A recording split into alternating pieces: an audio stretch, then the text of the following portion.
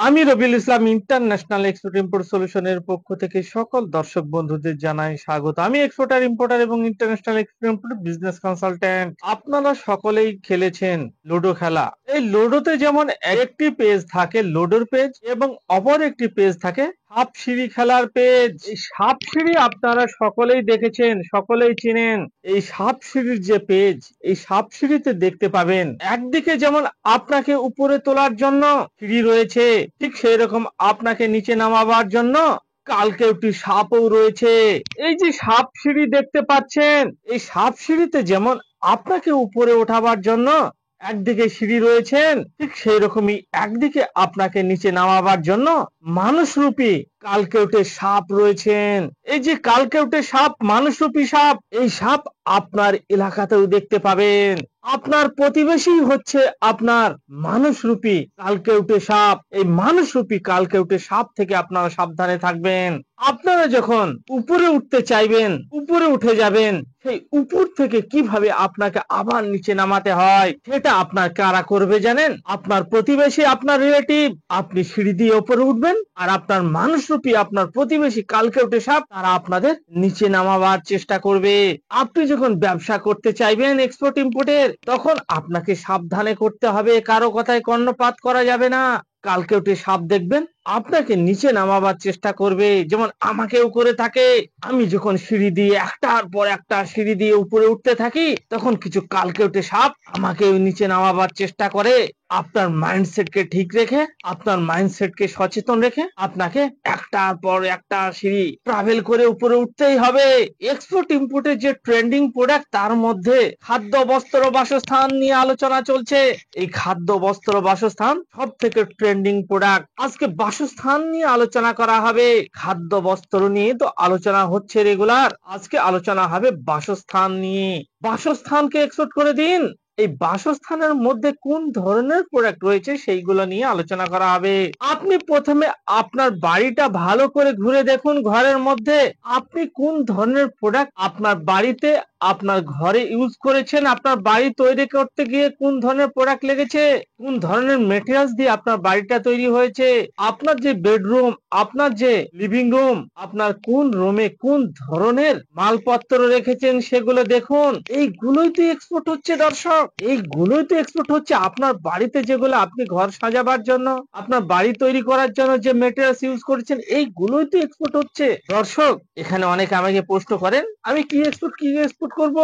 আপনি পড়ে আছেন কি, আপনি যেটা পড়ে আছেন সেটা এক্সপোর্ট করুন। আপনি যেটা খাচ্ছেন সেটা এক্সপোর্ট করুন। আপনার ঘরে যেগুলো আছে সেগুলোকে এক্সপোর্ট করে দিন। দর্শক, বাসস্থান নিয়ে আজকে আলোচনা করা হবে। বাসস্থানের মধ্যে প্রথমে কি হয়? প্রথমে আপনি যখন একটি বাড়ি তৈরি করছেন, কি কি দরকার, কি কি জিনিস দরকার? সেখানে বাড়ি তৈরি করতে গেলে আপনার দরকার ইট, বালি, পাথর, সিমেন্ট, রড, স্টিল, পেরেক, ওয়্যার, এই ধরনের আপনার মেটেরিয়ালস দিয়ে বাড়ি তৈরি হয়। এর মধ্যে সবগুলো এক্সপোর্ট করা হয়, শুধু বালি ছাড়া। বালি ছাড়া সমস্ত আইটেমই এক্সপোর্ট করা হচ্ছে। পাথর এক্সপোর্ট করা হচ্ছে, সিমেন্ট এক্সপোর্ট করা হচ্ছে, ইট এক্সপোর্ট করা হচ্ছে, পেরেক এক্সপোর্ট করা হচ্ছে, তার এক্সপোর্ট করা হচ্ছে, এগুলো এক্সপোর্ট করা হচ্ছে। তারপরে কি হচ্ছে, বাড়িটা যখন আপনার তৈরি হয়ে যাচ্ছে, তখন সেই বাড়ি সাজাবার জন্য বাড়িতে আপনাকে রং করতে হচ্ছে, রংকেও এক্সপোর্ট করা হচ্ছে। তারপরে আপনাকে সেই বাড়িটাকে সাজাতে হচ্ছে, যেমন আপনাকে খাট নিতে হচ্ছে, ফার্নিচার নিতে হচ্ছে, টেবিল নিতে হচ্ছে, চেয়ার নিতে হচ্ছে, এগুলো এক্সপোর্ট করা হচ্ছে দর্শক। তারপরে কি হচ্ছে, তারপর আপনার ডেকোরেশন প্রোডাক্ট, আপনার বাড়িতে যে ডেকোরেশন প্রোডাক্ট আছে না, হোম ডেকোর প্রোডাক্ট যেগুলোকে বলে, সেগুলোকেও এক্সপোর্ট করা হচ্ছে। তারপরে আপনার বাড়িকে ওয়্যারিং করতে হচ্ছে ইলেকট্রিক কেবল দিয়ে। সে ওয়্যারিং এর যে তার, পাংখা, ইলেকট্রনিক্স প্রোডাক্ট, এগুলোকেও এক্সপোর্ট করা হচ্ছে। তাহলে এখানে আপনার মাথায় যদি না ঢোকে কি এক্সপোর্ট করব, কি এক্সপোর্ট করব, তাহলে আপনি প্রথমে দেখুন আপনার বাড়িটা কি দিয়ে তৈরি হচ্ছে, সেগুলোকে এক্সপোর্ট করুন। তৈরি হওয়ার পর আপনার বাড়িটা রং করতে হচ্ছে, সেগুলো এক্সপোর্ট করুন। তারপরে আপনাকে বাড়িটাকে ওয়্যারিং করতে হচ্ছে, ওয়্যারিং এর যে সরঞ্জাম সেগুলোকে এক্সপোর্ট করুন। তারপরে সেই বাড়িটাকে সাজাতে হচ্ছে চেয়ার টেবিল ইত্যাদি ইত্যাদি দিয়ে, সেগুলোকে এক্সপোর্ট করুন। তারপর ডেকোরেশন করতে হচ্ছে বাড়িটাকে, ডেকোরেশন যে প্রোডাক্ট দিয়ে করছেন যেগুলো দিয়ে, সেগুলোকেও এক্সপোর্ট করা হচ্ছে।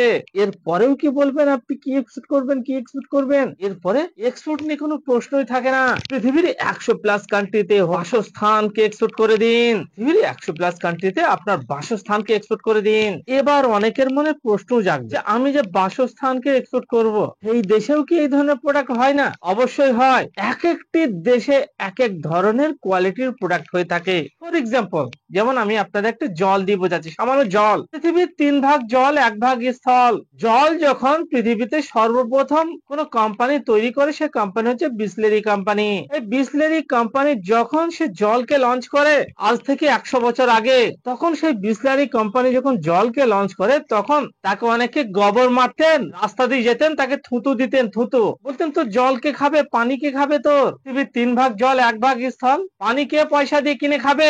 আর আজকে সেই পানি আপনি যখন স্টেশনে কিনতে যাবেন, টাকায় 1 লিটার কিনতে হবে।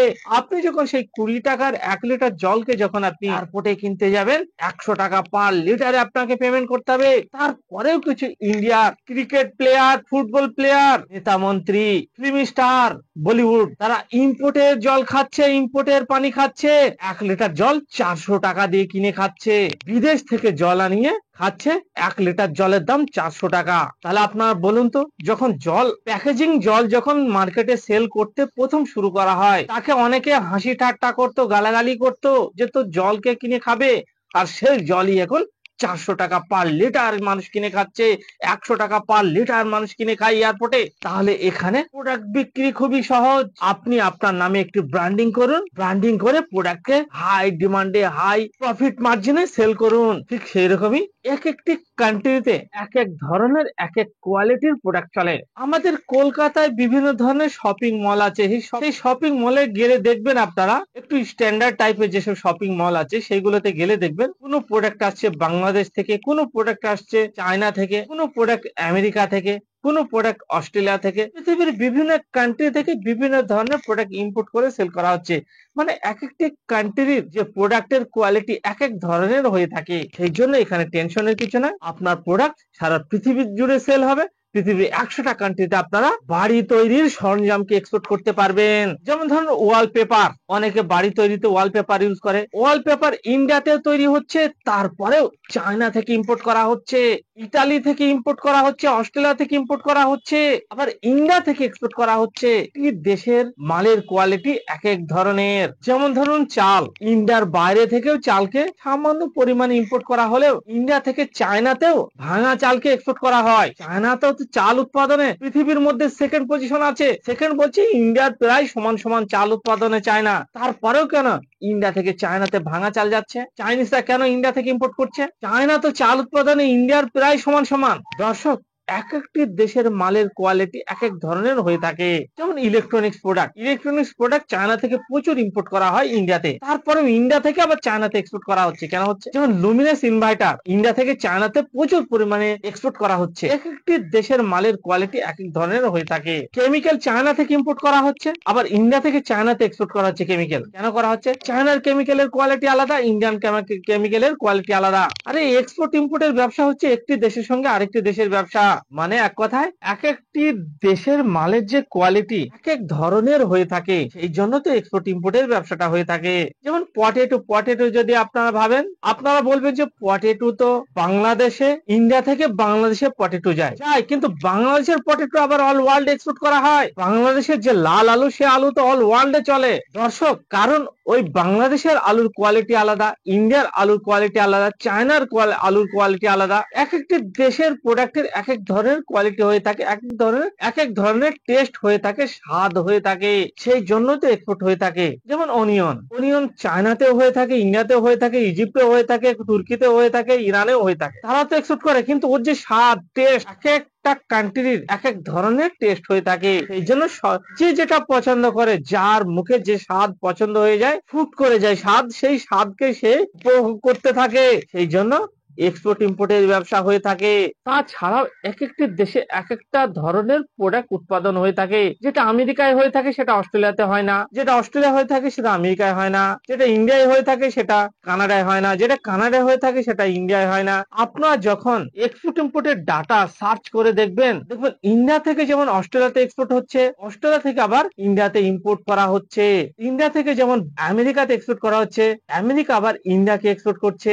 এই রকমই তো হয়ে থাকে এক্সপোর্ট ইম্পোর্টের ব্যবসা একটি দেশের সঙ্গে অপর একটি দেশের ব্যবসা। তাহলে আপনারা সকলেই বুঝতে পারছেন, আপনার এলাকায় দেখবেন অসংখ্য কেউটে সাপ আছে। তারা আপনি যখন সফল হতে চাইবেন, সফল হতে যাবেন, তখন ওই কেউটে সাপগুলো আপনার রাস্তার হয়ে দাঁড়াবে। আপনি সিঁড়ি দিয়ে উপরে উঠে যাবেন, আপনি সিঁড়ি দিয়ে উপরে উঠে যাবেন, কিন্তু ওই কেউটে সাপ আবার আপনাকে নিচে নামিয়ে দেবে। কিন্তু আপনাকে নিচে নেমে থাকলেই হবে না, আপনাকে ওই সিঁড়ি দিয়ে চালাকি করে উপরে উঠতে হবে, যেন ওই মানুষমুখী কেউটে সাপগুলো আপনাকে নিচে নামাতে পারে না। সেই জন্য আপনাকে চালাকি করে সিঁড়ি দিয়ে উপরে উঠতে হবে। তাহলে দর্শক, আপনারা যে এক্সপোর্ট ইম্পোর্টের ব্যবসা করবেন, বাসস্থানকে নিয়ে এক্সপোর্ট করে দিন। নিশ্চয়ই আপনারা বুঝতে পারলেন, আপনাদের কানে ঢুকলো যে বাসস্থান নিয়ে কিভাবে এক্সপোর্ট করা যায়। আপনার বাড়িতে দেখুন যেসব প্রোডাক্ট আপনি ইউজ করছেন সেইগুলোকে এক্সপোর্ট করতে পারবেন পৃথিবীর 100+ কান্ট্রিতে। এই ভিডিওকে ভালো লাগলে আপনারা প্রচুর পরিমাণে শেয়ার করুন। পরবর্তী ভিডিও দেখার জন্য এই চ্যানেলটিকে এখনই সাবস্ক্রাইব করে রেখে দিন। বাঙালি হয়ে বাংলায় শুনুন। জয় বাংলা।